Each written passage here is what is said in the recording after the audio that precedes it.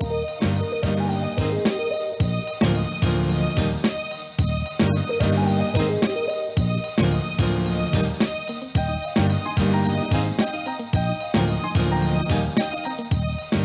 we're back.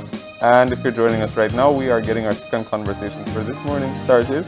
And we're shifting gears a bit, and we are talking all about the National Children's Parliament 2021. Joining us to shed some more light on this topic, we have Ava Sosa, who is the Communications, Education, and Information Officer from the National Committee for Families and Children. Good morning. Good morning. We also have Chris Miller, who is a Youth Empowerment Officer with the PYS. Good morning. Good morning. And joining us via Zoom, we have Adrianna Medina, who was a 2019 Parliamentarian. Morning. Morning. Thanks for joining us, everyone. This is a really interesting topic to talk about.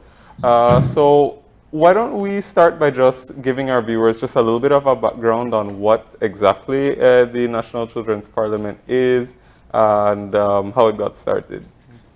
Well, back in 2019, we had a National Children's Parliament.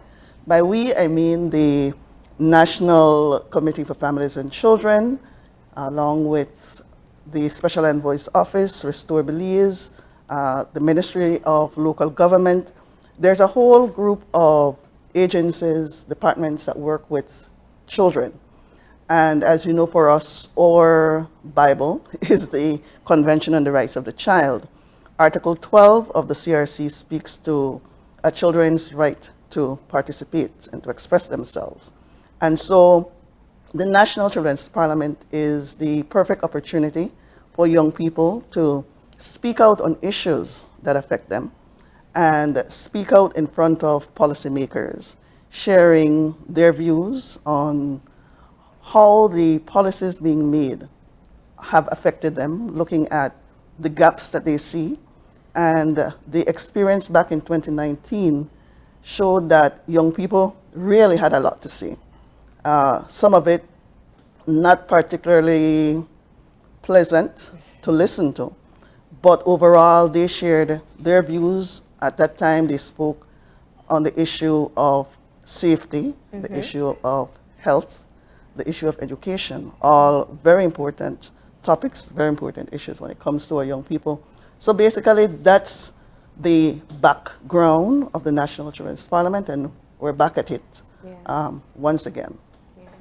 You know, it was such a great opportunity to hear the young people voice their opinions on all national issues. And, you know, they came in with some hard truths, I have to say that much. Not pleasant for everyone to hear. Especially the decision makers, but key in being able to tap into what they're thinking, feeling, and experiencing. And so, Adrianna, you were one of those people in those seats who made your presentation. It was a little, almost 2 years ago. Tell us a bit about what you have gained from that experience. You're on mute. It was just amazing, and it was a once-in-a-lifetime experience that I'll never forget. I met so many friends, like so many people who share similar and different views, you know, on aspects of the children of Belize, like education, health, safety, and I learned a lot about, you know, the etiquette of the Parliament, how to speak to how we should speak to one another and address each other, the procedures. And now when I watch a meeting, a Parliament meeting, I can see if they're following it and if they're doing it correctly, which is interesting. And also I had the opportunity to meet the person that I represented with, Honorable Orlando Habet. I met with him, had a chat with him on the education aspect of Kaya Northeast, and he gave me some advice and some good pointers. So when I represented in the House, I felt ready, and I felt it was an amazing feeling. And so, like, you know, it's a right, as Article 12 of the Children's Rights of a Child says, you have the right to express your opinion and for adults to listen and take it seriously. And so I think that I was just very lucky and I feel very important in a way and very, it just feels so amazing that I was a part of that. And I would just like to say, like, if you want to go and join the parliament, it's gonna be an experience you're never gonna forget. It's amazing and it's your right. So all of it was just from meeting friends to learning the procedures. It was just an honorable experience. That is such an interesting spin-off that I didn't think of, that you now can monitor House meetings knowing exactly who's adhering to the proper protocols and who's not. But the core issue, of course, is looking at the opportunity to use and have a voice. Just one more thing, Adrianna, in looking at meeting other young people from across the country who were as outspoken as you were. What was that like? It was amazing, honestly. I met some amazing people. I met some good friends. Like, I still keep in contact with a lot of them. And the amount of girls that went in, the amount of females that were in the parliament was majority. So that was quite interesting. And I met a lot of friends that I now message on Instagram and all of those. And so they were just so outspoken and they surprised me as well. I kind of felt intimidated when I just got there because they were all so like just very confident in what they had to say, and they had a lot to say. And so I met some amazing people that I'm never gonna forget, and it was just an amazing experience. Nice. And what is it like when you hear that sort of feedback and experience from one of the participants? What is it like? For us, it is what we're looking for. When we start out, as Adrianna said, you have children with varying degrees of confidence in terms of they want to be a part of it, but they're not sure that they would be able to stand up in front of everybody and share. But a part of the training that they receive leading up to the parliament deals with that, deals with presentation, it dealt with research. She talked about knowing the procedures. We worked very closely with the speaker and the clerk of the National Assembly and his office. They provided information for them in terms of that. They got training in debating skills, and so they were prepared leading after they were selected. They were prepared leading up to the day of the parliament. And as one of the participants shared with me, he said, it was different when he was preparing. He said when he went into the actual house and had to do his presentation, he was a bit intimidated, and especially when he saw the ministers and the area representatives who showed up. Yeah, who are in the gallery watching on. Yeah. All right. But of course, for you, Chris, I guess hearing from Adrianna and even perhaps reflecting on the presentations made in 2019, as a youth empowerment officer with the Department of Youth Services, you're not surprised that young people have so much to say. No, I'm not. We hear this every week, every day in our office, working with young people. Yeah. They have a lot to offer. They have a lot to say. They're just trying to find the perfect platform or channels to make them be heard. So it wasn't nothing new, but it's still like to hear it. It's a good thing to hear. Yeah.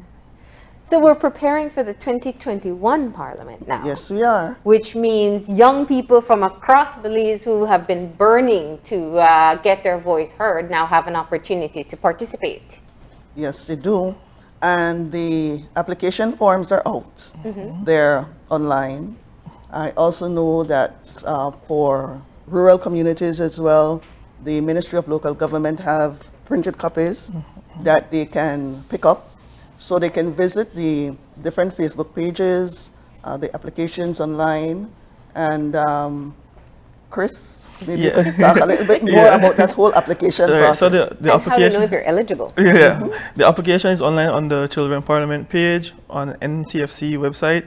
The age range is 13 to 17. Yeah, and it's open for the entire month of this month. Yeah. And I was going to ask Adriana, what would you say to somebody who might be interested in participating? Do it because it's something I'll never forget. It was so fun. That's I found it really fun because um, the way they taught us, it was very fun meeting new people. And we had when I remember when we had debating lessons, they gave us a topic, and we spent almost like the entire like evening to night debating on that topic, and it was so heated. It got so heated, like everyone was into it, so into it. We made so many like amazing experiences. It's an amazing experience, and to be in the house, it was intimidating. I agree with the parliamentarian that told that to miss the room here, but it was an amazing feeling though, and to be able to express my views on the education aspect, which I focused more on, and I was very passionate about and still am, was amazing for me because I had those things running through my mind for so long, and I never had a chance to open up and say it to the entire country. So that was amazing. And so if you are burning to say something here, if you have some kind of something inside you that you were thinking when you watch a house meeting, or a friend who has been through something and you want to speak about it, sign up and speak about it, because no one's gonna know unless you open your mouth, and it is your right. So, yeah. Now, Adriana talks about a focus on education. How did the parliamentarians decide on what topic they'd be focusing on? I could go back, Yeah. Okay, back in 2019, Yeah. what we did was use the U report to determine what are the topics that the young people wanted to focus on or thought would be of utmost importance to them. And so those were the three top responses that we received. I know that Chris has been working with a couple of the past parliamentarians looking at the structure of the debate, how is it that we want to approach it. And so he has been in contact with them, because what we found out back in 2019, for us it was like a learning experience. And so we looked at lessons learned during that, and how do we improve on it this time around. And so we have a number of the young people who were past parliamentarians engaged in this entire process to ensure that we enhance what we put out there this time around. And what were the lessons learned? Well, I used my experience because in the same year, 2019, I was lucky enough to be in a regional parliament in Trinidad. So I brought the way that they set it up regionally, what they do, and I try to show it to everybody, show it to the parliamentarians, and to see if any parts of that would make our one here a little bit better or advance it here in Belize. So let me ask you the question that the critics normally have, that somebody must be giving these children a script as to what to say, because they don't really think like that. No. We was talking about this a while ago. Don't you normally hear that after? We are solely here. We are solely here to help with structure. Nothing else. We don't pick the topic. They are the one who pick the topic. They wrote and write what they want to. We are solely here to make sure it's structured correctly. That's all. We're there as a guide. Yeah. One of the things we try not to do is to put words in their mouths. And if you go by we heard all the comments in terms of, these children could never have come up with such a thing, or how would they know about such a thing, unless they were guided. But we know differently, because we are the ones who sat down with them. We are the ones who went over, listened to them and all that. during that time of training, so we knew at the time, this is what some of them, these are their thoughts. And that is what we want, for young people's voices to be heard. And as Adrianna mentioned, one of the key things last time around was that we had the participation of members of the House. So some of them were very engaged with the young person who would represent them. We had the then Prime Minister who met with the young lady who would be Prime Minister in the House. Yeah. We also had the leader of the opposition at the time who met with the young man. And so they had, again, that's one of the benefits, as has been said, there are a number of benefits to being a part of the Parliament. Yeah. Adriana, did you have people ask you that question? Yes, I saw a lot of people saying that it was a script or something like that, and I found it so funny because I worked so hard on my pointers, and I worked so hard on like finding what I want to say and doing my research. So it kind of hurt my feelings because I said what I wanted up there, and the way you were asking earlier, how we chose education or health or safety, they actually asked me like, what do you want to talk about? And I said education because that's what I am very passionate about and I have a lot to say about. And they were like, okay, sure, you can do education. And so I went ahead, I did my research, and I met with, as I said, Honorable Orlando Habet, and I said what I wanted to say that day, and I saw some people on the upper part of the Parliament smiling down and were like, oh, I didn't know that she was gonna say this. I saw some of our the committee members that were in charge of us were like, oh, she said that. So it was, so we expressed ourselves fully up there, and so it hurt my feelings when people were saying that it was a script. Well, thank you for saying that out loud, and hopefully that means the new parliamentarians will be given the credit for the thoughts and opinions that they're more than capable of being able to shape. This has a larger implication than just, seeing young people present on national issues in the House. What's the bigger gain here?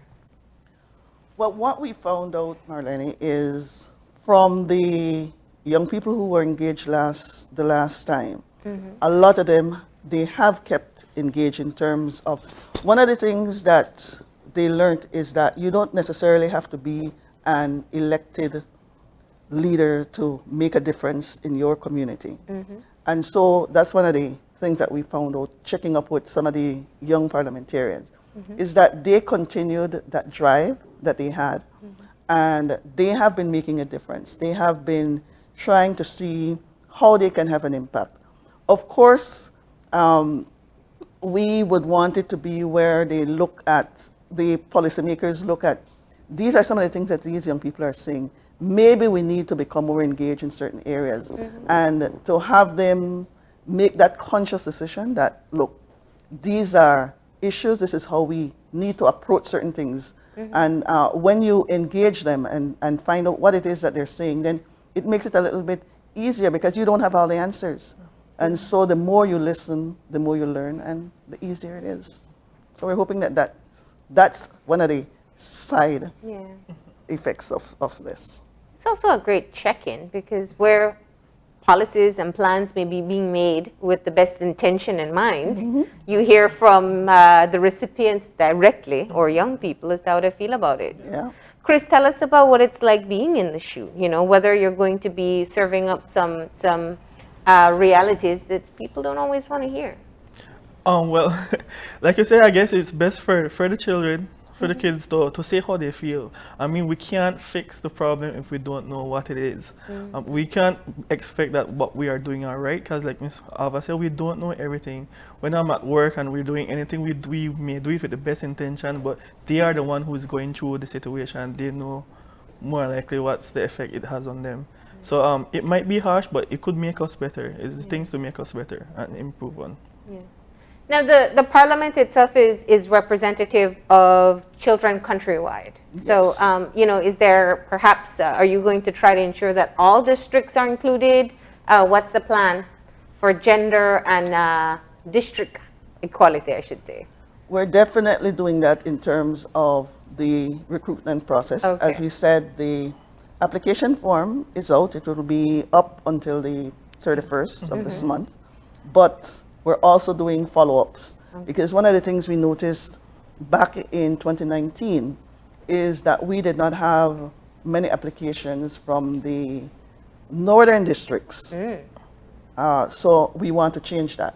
So we're actually calling the high schools, speaking to influential people in those areas to encourage young people to be a part of this process. So we're taking a more this is why I'm telling you, when you look at lessons learned, you see how we go forward. So that's one of the things that we learned, that we need to do that one-on-one to ensure that we get the kind of participation that we're looking for right across the country. Because, of course, we have a lot of applicants, but a lot from Belize. The urban areas, yeah. And so we have to spread it out a bit.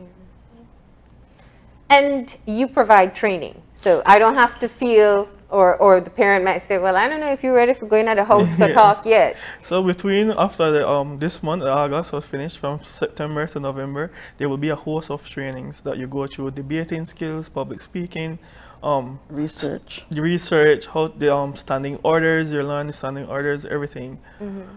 This year we're gonna try to do a hybrid where we do the training, where we do some online and in groups of the areas. So like the people in Corozal will get together, and Corozal Orange Rock will be in person. We're trying to work that out, but it will be a hybrid situation where we do some online and some in person in the areas, in little groups. And how has the application process been going so far? Well, it has been going great. But like I said, for us, we want as many young people to become engaged as possible. And so, hence, our parents, we've been doing the media rounds to ensure that everybody hears about the National Children's Parliament and check out the application form. I know some people say take a little bit of time, but just go through it. If you need help, call the office and we can guide you.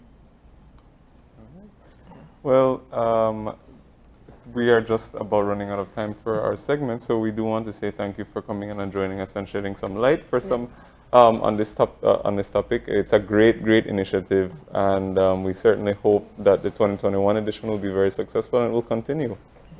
Thank you as You well. were there for the last kickoff. Yes, we were right in remember? We Belmopan. did the show live from Belmopan on the day of the Parliament. It was, and the excitement of those young parliamentarians before they went into the House, that was fantastic. So the actual Parliament date will be? November 20. All right, International Children's Day. Right. And what a way to kick it off. We wish you the best of luck in the recruitment and training process, and we look forward to seeing those presentations in the House of Representatives. Adrianna, you keep on using that voice, and thank you so much for telling us about your experience. Thank you. All right, thank you. And with that, we're going to go ahead and take a break. When we come back, we'll be joined by Super Furia Band to launch their brand new music video called Gimme the Broke Down. I mean, you got to sing it a little bit. I know, well, I was trying to remember and that's the thing, I was trying to remember the name. You put me on the spot. So, but we're going to be hearing that after the break, and we'll be right back.